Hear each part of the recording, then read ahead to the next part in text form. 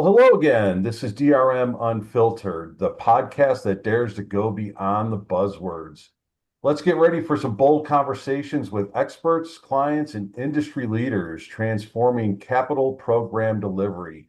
From real world breakthroughs to game changing strategies and success stories, we're serving unfiltered insights that fuel innovation and inspire the future of project controls.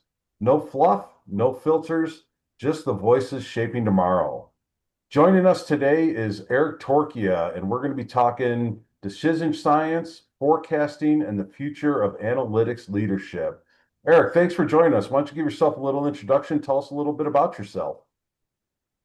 Thanks, Dan. Thanks for having me today. I've been working in the space. I've been working for about 27 years. I got started in change management, uh, projects, and then I worked as a business analyst. And then for the last 20 years, I've been working with companies, helping them make big decisions by helping them calculate the odds of success, their scenarios, and helping them kind of figure out where they want to go.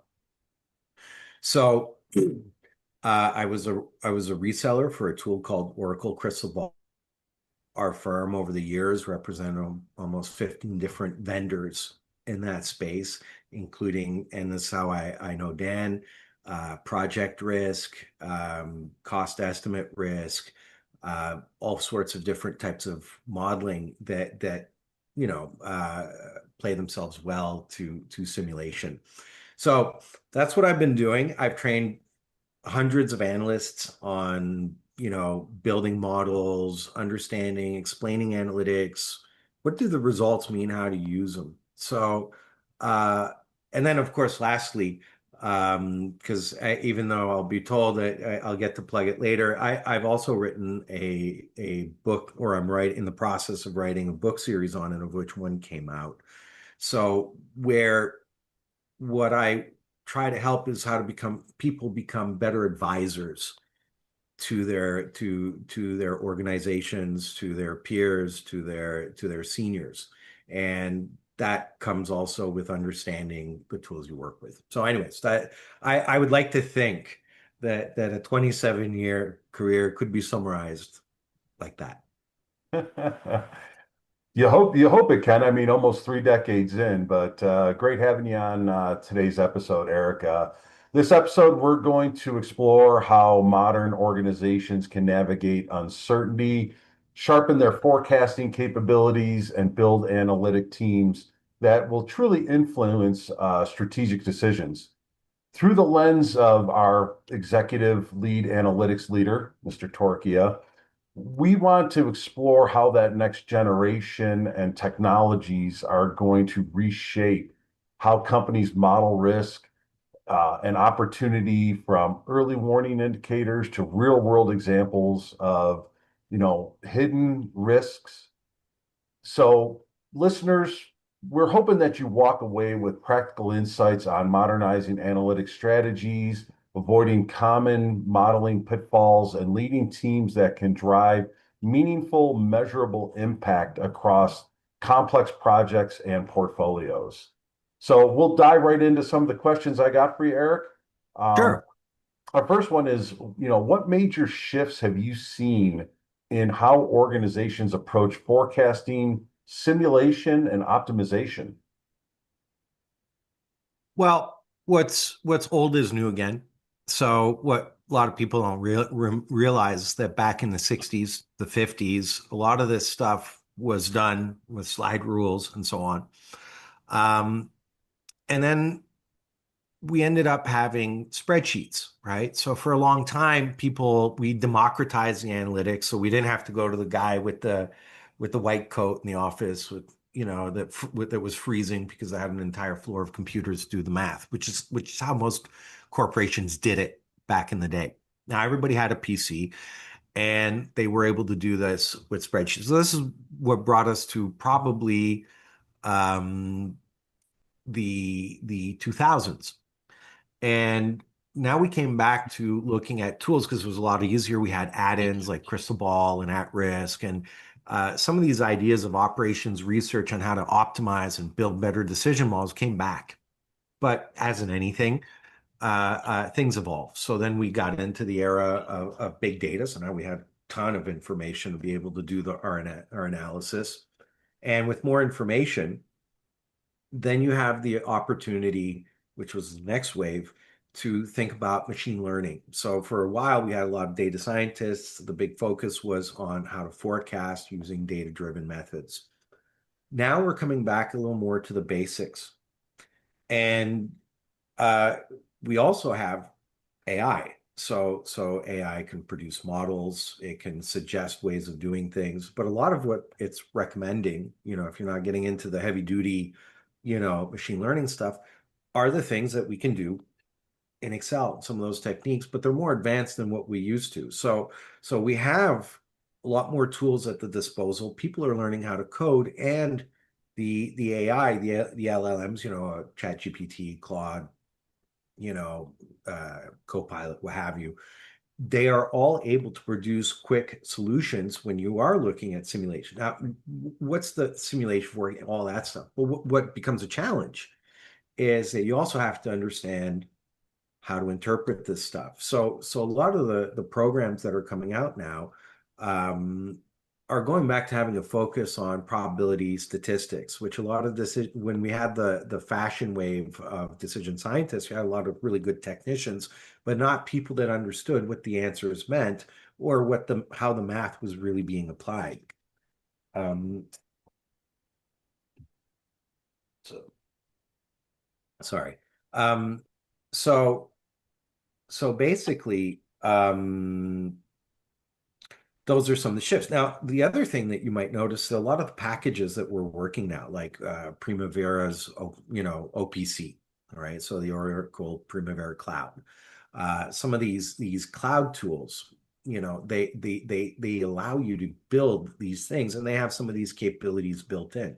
So we don't necessarily have to build everything, but we have to understand how they work and how to interpret the results so we can get the best. So I would say that the biggest trend is that we have a lot more tools, and we know what we should know. We know what's necessary in terms of skill sets and ways of looking at things to do stuff like probability, statistics, data storytelling. And when these things merge in an organization, so we have the tools, but we also have people that understand what these tools do, we get better results. And this is so I am seeing a slow but progressive shift in the organizations which take time to train their people to know math. That's fantastic. And you mentioned, like big data and these organizations want to be data driven. How has the role of analytics leaders like yourself evolved as companies become more data driven nowadays? Soft skills. So the one thing that most people forget is that to be effective in an organization, regardless what you're doing, are soft skills because it allows you to get the information, understand what people are thinking, to sell your ideas, right? So if you're an analytics leader and you want to be more effective, you also have to focus on the soft skills. Um, because you can have the best technical solution in the world. But if you do not have the ability to get people to use it consistently in the way it was intended, right? And then get the feedback to make it better, because that's the other thing. You need to be able to receive the information as much as push it out. You're not going to be very successful. So I find that one of the things that has evolved is that acquiescence, right? That you need to be both a good manager and in the broader sense. Um, I always laugh when people just talk about leadership, analytics. Well, we'll say analytics leadership. And that's a thing because it means you're giving the example and you're trying to drive a message. But if you also look at the other pieces in management, planning, figuring out where we're going, road mapping, strategizing, that's sometimes something that doesn't get done. The ones who do very well. Controlling. So you set up a plan. How am I getting my people right to operationalize that? So my programmers, my business analysts, what's the common language, the vocabulary around these things? And then lastly, And I think I forgot my last point, but the when they operationalize, they start right, and then they monitor. So they have to see if there's a feedback loop to see if they're getting the results that they're intending, and if they're not, that's when they go back to controlling. That's where maybe they might go back to revising their plan. And if someone who is a good analytics manager will also excel as an analytics leader. All right. Well, talking about analytics, we'll do a little quick shift here. So when you look at forecasting today, what separates organizations that do it well from organizations that struggle with it? Humility is a first thing. You might find and and I would tell you that anything that is predictive, when you're trying to forecast, whether you're doing, discounted cash flow or whatever it is, if there are two ways of you can be very certain about you're doing this is what I did, and I walk on water, and I know everything, gumdrops and unicorns. The person who's humble, okay, is like is someone that looks like they have an anxiety disorder. Okay. So they will question everything they put in there. They will recheck their stuff. They will never consider that everything they put in there is final. So in a sense, that anxiety disorder is a scientific process. As new information comes in, this will allow you to revise your mindset and be more adaptive and get a better forecast in time because you're accounting for more information. But if you're very tunnel visioned, if you're only data driven, um, in some businesses, you can live in a data driven world. If you have like construction and you're looking at long-term business cycles, and these are things that could be forecasted economically more reliably. But on the more micro scale, there are a lot of things that can't. So humility is where, in those places where you have a lot of uncertainty, that's where it allows you to stay open and flexible because things change. And the more responsive you are, right, in the light of new information, the better it is. And again, your forecasts will improve over time. They'll never be perfect because the general rule of forecasting is they're wrong even before you start. Your goal is not to be right. Your goal is to be less wrong. All right. Kind of, staying on a topic similar to the first few questions. Um, what do you see, or what are the most common pitfalls that teams fall into when building predictive models? I was gonna go, dude. So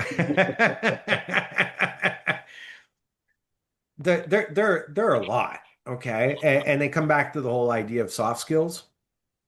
But I would tell you that if I had to point my finger at one thing, right, it's the idea of working in silos and not getting the validation and the sanity check. So this reminds me of a story from that I read years ago in an autobiography by Mario Puzo, where he was recounting Norman Mailer's story. And essentially it's a ward of guys with head injuries. So they have all these big turbans, and they all have metal plates in their head. So one guy in the ward, he wakes up and goes, "Oh my God, I'm going to be rich." And they go, "What is it, Jim?" And he tells a story. He says how his business idea. And they go, "Oh wow, Jim, you're going to be a millionaire." So the story makes it around the ward, and Jim tells a story to everybody. So it's not a broken telephone thing. Everybody heard the same thing. But the last guy goes, "Jim, that's a great idea. You're going to make a fortune after the war. But maybe we should ask someone who doesn't have a metal plate in their head first." Okay. So the idea of external validation and making sure that your worldview, because without overcomplicating it, what is a model? You take your mental model, how you understand, and in fact, they're talking a lot about this on how to make AIs better at this world model. We all have a world model. If I drop a brick on my foot, I know what's going to happen. Okay. Physics, pain, all of these things are known in our world model, right? We also happen to know that if we see a burner that's red, not a good idea to touch it. Okay, so these are our mental models. Some of them are easy to conceive. Some models, like revenue minus expenses equals profit, they couldn't exist elsewhere than in your head, right? You'll never step in a pile of profit when you're walking in the street, on a warm spring day. It's not going to happen. It doesn't exist. It exists because we difference two numbers, and what's left is what we keep. Okay. This pitfall, just to summarize, comes back that different people will have different mental models, will have different understanding of the inputs, the variables that will impact the outcome. If people don't agree on what those inputs mean, because you could consider the same input and have a different take on it. So if someone took 5 years of data versus 3, you could have very different, conclusions. The way you would define that input, even what it means to the model might be different, even though you're using the same thing. So validation and making sure that everybody understands has a shared understanding of what they're doing.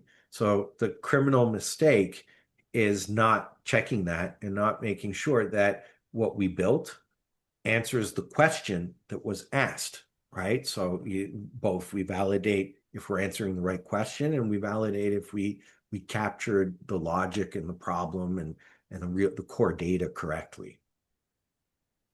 All right. And you had mentioned earlier that, you've trained hundreds and probably at almost 3 decades, maybe thousands of people and analysts. And what do you think are the skills that matter the most for the next generation of these leaders, analysts, forecasters, decision makers? Far be it from me to plug my book. I wrote an entire chapter on this. Okay. Now, that being said, and thank you for aging me. Here I thought I was getting away with the exfoliating and the moisturizing, and now you told everybody my secret. A girl never tells. So, the if I were to answer that question in a very honest way, especially in the world that we're living in today, if we were having this conversation maybe a year or two ago, I would say maybe 3 years ago, I would have had same answer, but not as vociferous. Okay. Because we're surrounded by AI and tools, we have to really be cognizant about what is the role we play in there. So I've written it in my book. I've been saying it for years. I started off with the idea of automation, where you could, using code and whatnot, automate a lot of stuff that you have fleets of people doing, white collar, automation, if you want. They're just running the same spreadsheets, repopulating. So a lot of the consulting firms, that's what they do. They have the same spreadsheet and they have a bunch of people taking the information, sending out the report. Now, what you don't want to become now, if that job, in my opinion, could be automated, right? The other example that I keep in mind is that you have to add value as a human. If I can delegate a task to AI, right, and I just take that answer and I paste it back to the client, the user, eventually they'll realize that you are not useful. And it is kind of like that scene in Office Space where the engineering manager who had to run around with the plans and the consultants are like, well, what do you do here? Well, I bring the plans to the engineers, right? But could we fax that? Couldn't we send it by courier? Like, what do you do? Of course, he did say he was a people person, right? So so technically, he was right to say that. But My point is that you don't want to be automated. And then the other thing is you have to show value as a human. So that means judgment, being able to interpret the results, being able to be that layer. You remember when I talked about the mental models, being that person who's able to interpret, take what's in here and put it in a format that everybody can understand and discuss. Because ultimately, better planning, better forecasting, it revolves around data, but also around the subjective analysis of a bunch of people that have their brains processing all of this tacit, information. So in the background, there are things they know, experience, things that aren't, necessarily they're going to verbalize, but they're going to account for in their analysis, and they're going to contribute to that thing. So as the next generation, those soft skills that we talked about, being able to that the ability to validate, but also to justify and add value to the information coming, but also to be able to frame the questions and really to know, at least as of today, because the LLMs and AIs, they make mistakes. So when you use them, if you want to be really effective at them, you actually have to know the answer or what you're trying to achieve beforehand. So that means you have to have technical competence, but also the ability to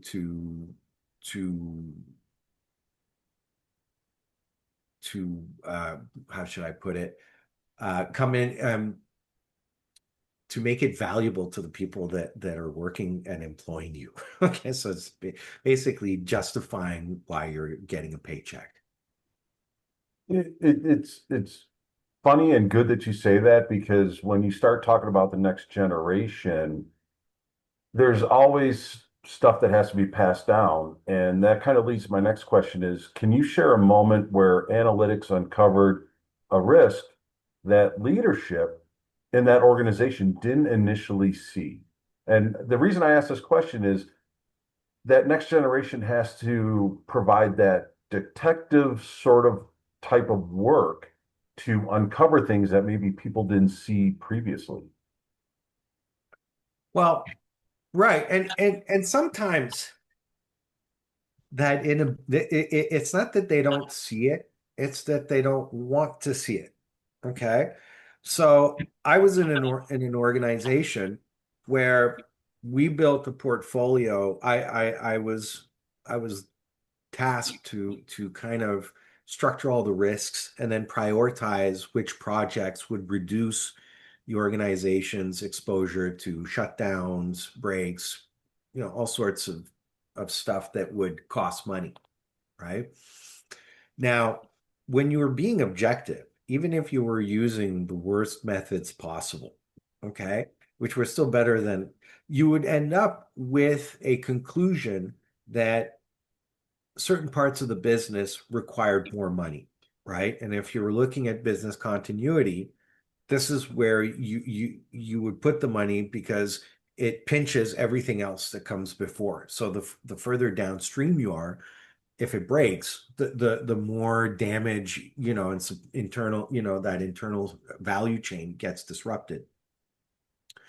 So when I was working there, I documented it, and the people that were interested in solving the problem saw the problem and they agreed with it, right?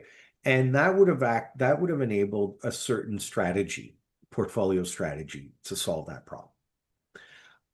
Now, on the other hand, the senior management wasn't giving not all the information flows downwards, right? So the other problem can happen, the reverse of it. Like when can the analytics team be induced into error because the feedback loop is, I don't want to say corrupt, but dysfunctional, right? That it is biased towards an outcome. Now, you got to understand why that happens. I don't know if you're familiar with agency theory, right? So agency theory means everybody's out for themselves in an organization. So before they optimize the outcome for the broader organization, their team, whatever, they'll maximize it for them, right? It's a bit cynical. but and I would say it probably applies 80% of the time. So people will always prime their own personal objectives over the group ones. Okay. Um, so the what they you need to be aware of the politics that might veil the risks. And then sometimes, and this is unfortunate, sometimes when you show light on problems, you can get fired. No responsibility. I don't want to sound like I'm speaking out of experience or anything, but and on a personal level, I would tell you that my own ethics would be I'd rather go out in a Viking funeral by showing where the real problems are than to just let Nero fiddle while Rome burns, right? That's teach his own. But ultimately, that ability to be objective, to speak truth to power, and to do it in a way that how should I say, uh, does not threaten leadership, but makes them understand that what you're doing is you're giving the information to make them come out of whatever's coming better. And just to conclude the thought, I remember I did some work on a really large infrastructure project, and when I ran the numbers, the budget I recommended was 40 million over what they had projected, which was like a 25 or 30% boost. So they were freaking out. And the program manager, which I liked, he hired me. I respected it. He was a fantastic guy. And in front of like 12 people, he's like, Eric, you mustn't have a lot of friends, huh? And I'm like, what do you mean? And he's like, well, you give these bad news. I'm like, well, I have plenty of friends. Okay. The reason is because I give the bad news before they happen and not after. So now you have a chance to be able to go out and avoid this or minimize the impact. So I don't know if I've kind of probably danced around the question, but I'd like to think there's a nugget in there. Sure, absolutely. And this next question, I like asking this with everybody that I sit down with because I always get, I'll say a different answer, but in this day and age, we have a lot of emergent technologies that are starting to come on board as it relates to, construction engineering. Which one of these excites you the most? And I'll just give a couple examples, and if I'm way off, you can go ahead and maybe give your own. But the big buzzword of the day is AI. But I'm also looking at simulation at scale or optimization engines. I tend to agree that, look, AI, at least in its current form, is a very interesting tool, which I would rather, instead of calling it artificial intelligence, the attitude would be more of an augmented intelligence. So the more you know, the more the tool will adapt. So if you're talking to it at a graduate level, it will answer graduate level. If you're talking to it like a 6-year-old, it will give you 6-year-old answers, right? So the more sophisticated you are as an individual in the way you ask your questions and you converse, makes that tool really interesting for support tasks, for thinking through problems, for getting a lay of the land, right? But in construction and engineering, I personally find that some of the older tools, and by that I mean like simulate things that have been around a little longer, like simulation, optimization. I actually find that from a practical point of view, these things give tangible results. So simulation produces two major outcomes, right? That or analyses that you can look at. The first one is a distribution. So it could be a date. So what's a distribution? It's just that if I put all the combinations of my inputs together randomly within certain bounds, right? Durations between X and Y, budgets, A and B, so on. And I look at the final outcome, there's an answer I want. So if I had 3 million in revenue minus 2 million in expenses, I should have $1 million in revenue, right? But the truth is, I might be doing 2.4 to 4 million in sales. I might be doing, 1.8 to 3.2 in expenses. And the truth is, my profit isn't 100% 1 million. It might be 30%. And then what's driving that? So that's the first thing. I can figure out what's the probability and hopefully make a bet, right? The better you do that, the more questions you ask, not even that hard to do, will bring you there. The other thing, and this is more practical, it's the sensitivity analysis. So, okay, I only have a 30% chance of achieving a million, right? Why? Now, if I only have two expenses there, but say if it was a project and we take a slightly different thing, I have 9 times out of 10, I can do this work for a million or less. But what if it was 3 times out of 10, I can do it for a million or less, and I don't have much of a choice on the budget? Well, the sensitivities would say, well, this task, which is critical and so, this one could be really problematic. There's a lot of uncertainty here. Oh, the electricians, that might be a big deal. Copper. Oh yeah, we got a lot of copper because the manufacturing process that we needs a bunch. So then we could be looking at that being a big driver for costs. So we can do forward contracts. So the sensitivity analysis basically, and I used to do a Colonel Klink, but people won't know who that is beyond a certain generation.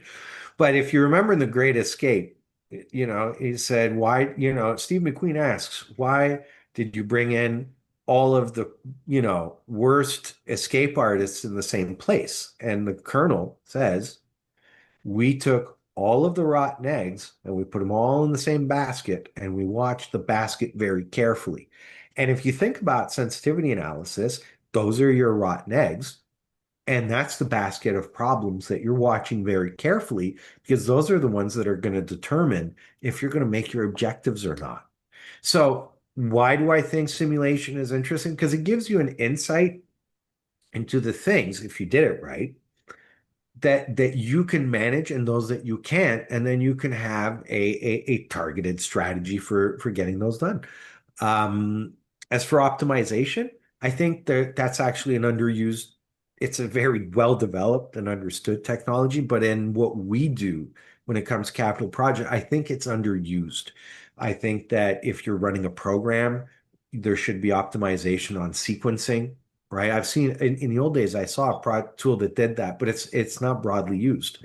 But sequencing the projects, optimizing resource allocation, which people do what, how much staffing that we need, all of that, I think should be really built into some of the tools. Some of it is starting to be there, because those would give insights and those are prescriptive. So now I can figure out what's driving the answer, and then I can also figure out what combination of resources or things that I have at my disposal that'll help me get the most out of it, and to deal with those risks and those sensitivities.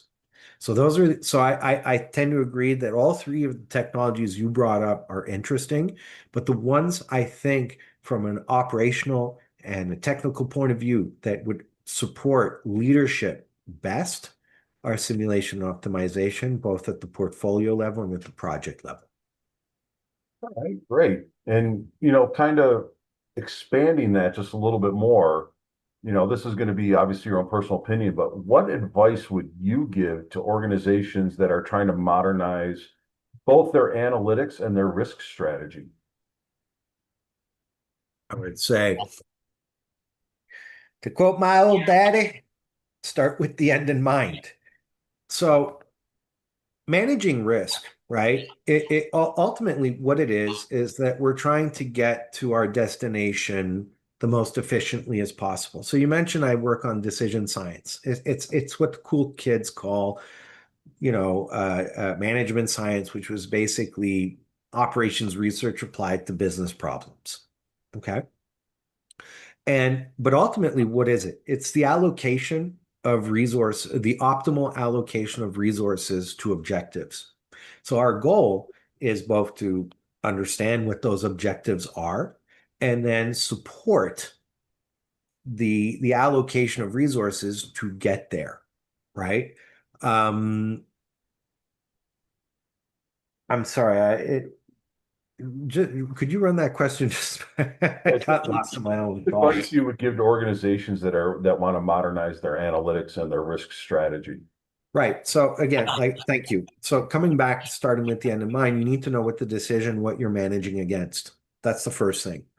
That will dictate which tools and which strategies that you should focus on first. Because again, it's an allocation. So there's a tree of things, and based on what you're trying to do, not each set, not you'll allocate your resources differently in terms of tool sets or skill sets. Because don't forget, part of the part of the organization is driven by people. So the more you train, you have to figure out what do they need to know and what kind of skills they need to be able to operate effectively in the new environment. So if you want to bring in better forecasting, better risk, well, they need to be trained, right? If you want to start doing data analytics and so on, you might need business analysts and data scientists to look at that.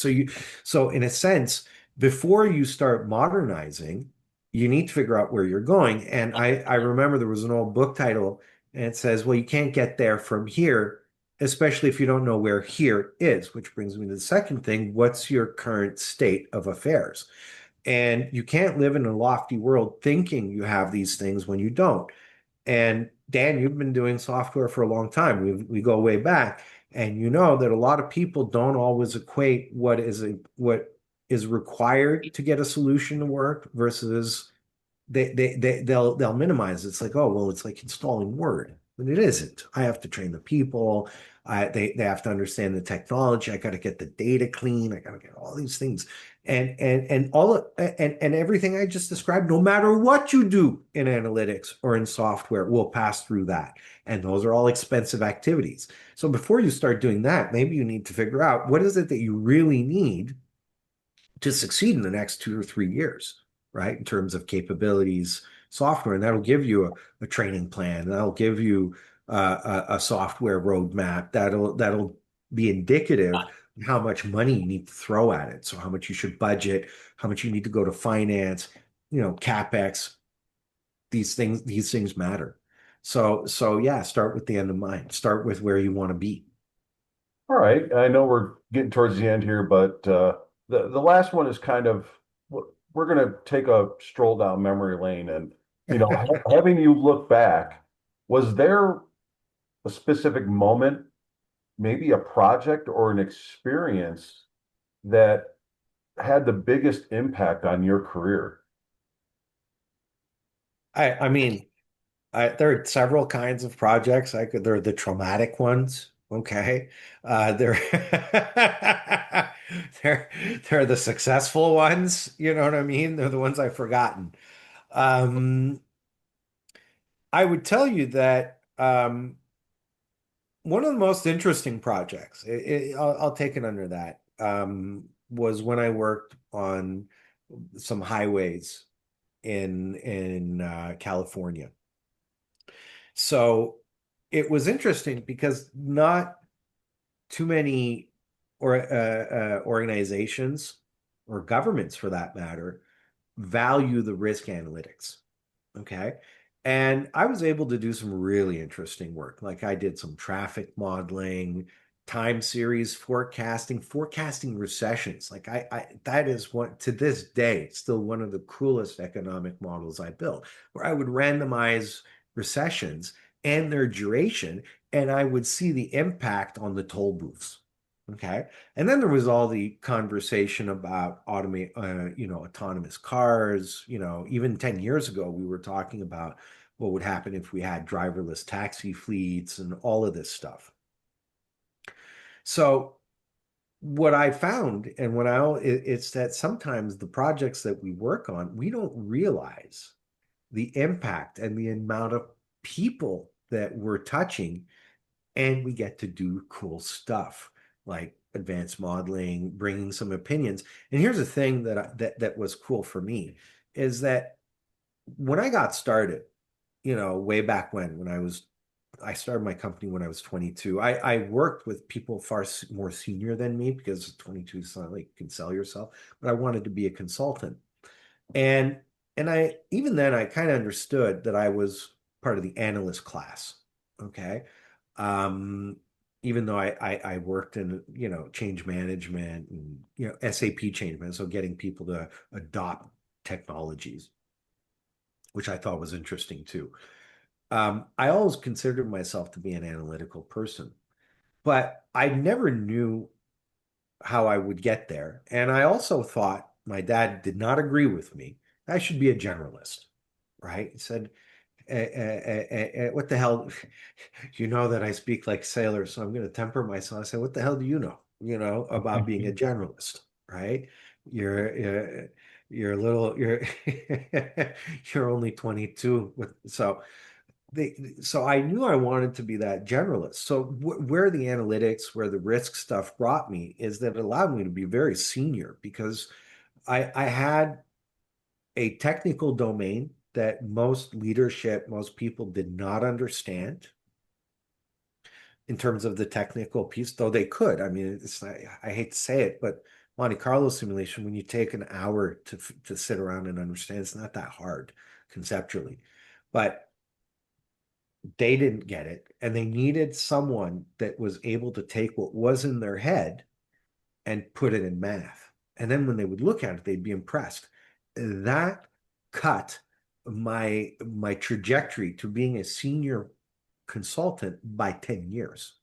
So here I was already in my early 30s advising vice presidents, CIOs, CEOs, directors, program managers on projects and investments worth millions and sometimes billions of dollars.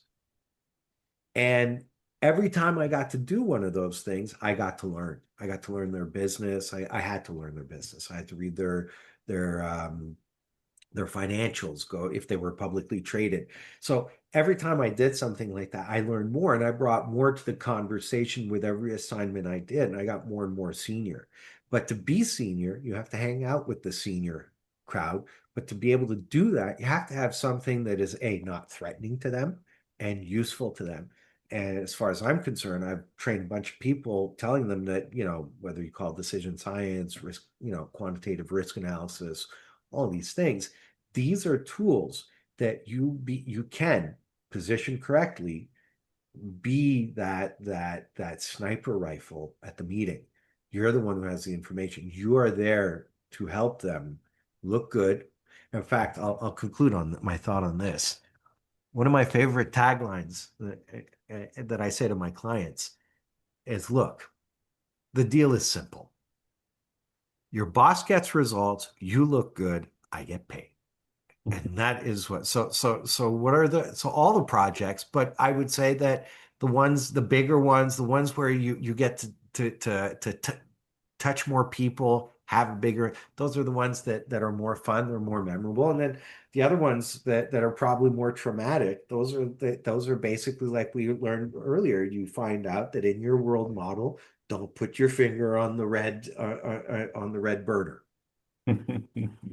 Nice, nice. And I know I did promise this. We're at the end.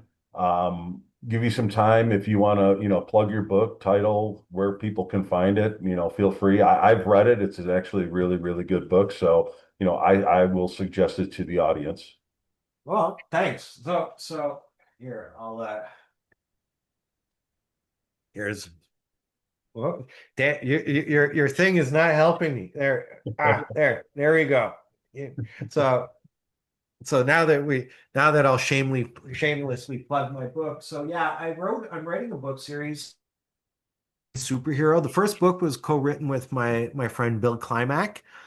He is a decision and risk analyst type that goes back for 35 years, an ex-colonel, really nice guy. We both worked together on the book to kind of make decisions more objective. A lot of times things are tough and you need to kind of have some tools to kind of reason out what would be better. And then also as an individual, how do I become, I embody these qualities of being able to be a better advisor, a better counselor to others. Sometimes counselor to others could mean your wife, okay? Or it could mean your kid, but it could also mean your boss and it could mean your employee. right? So it can mean anything. And some decisions, you know, they're easy to make, or they're inconsequential. Maybe they're not easy. If you're a Libra, they're not easy. If coffee or coffee or tea, they could be there for a half hour. But I mean, but it's inconsequential. If they screw it up, they can always fix it on the next order, right? However, if you're going to build a plant or you're going to make an investment worth, millions or billions of dollars, right? You don't have the luxury of screwing that up. And therefore, and you could anyways. Therefore, if you have ways of looking at the problem that reassure and that show that there's a rigor in how you do things, that's very helpful. And in the book, we cover, some decisions require more work. How do you pick those? If you want to have a decision science workflow, they're in there too. If you want to figure out what kind of learning path, growth path you want to be to become a better decision scientist, it's there. I can assure you, you'll have a good giggle when you read. It's a topic that could be so dry that, there's dust in the book, not just on top of it. So we've kept it very light and useful. So I hope that you can check it out, look at the table of contents. If you feel that it resonates, well, I hope you pick up a copy. Well, as one final plug, if you want to let people know where they could pick it up at. Oh, well, the easiest is on Amazon. You can get the Kent. Well, thanks, Dan. The check's in the mail. But I'm gonna Amazon. You can get it on Kindle. You can get the audiobook. What I showed you is the hard book. You can get the soft cover. They're example files. It's a couple of Excel tools, and if you have questions, you can always reach me through my contact info, which is in the book and further on the website. There are two other books, if I'm going to plug it. One that's just come back from the editor, so I'm working on it, and that we work more on learning how to code and think computationally in the framework of making decisions. And I call that Julia. Excel to show and Julia to go. So you prototype in Excel, you get everybody to figure it out, and then you can code it so you can automate, so you can look like a rock star. And even if you don't do all the coding yourself, it allows you to ask better questions from the robot, Claude or ChatGPT. And hopefully, depending on what my year looks like, I've already started the third book, which is about optimizing project portfolios, advanced topics, fitting distributions, more of the technical stuff, like when you want to get more advanced. So it's a series, and hopefully the next book will come out very soon. But start with book one. Book one is what sets the groundwork. Volume.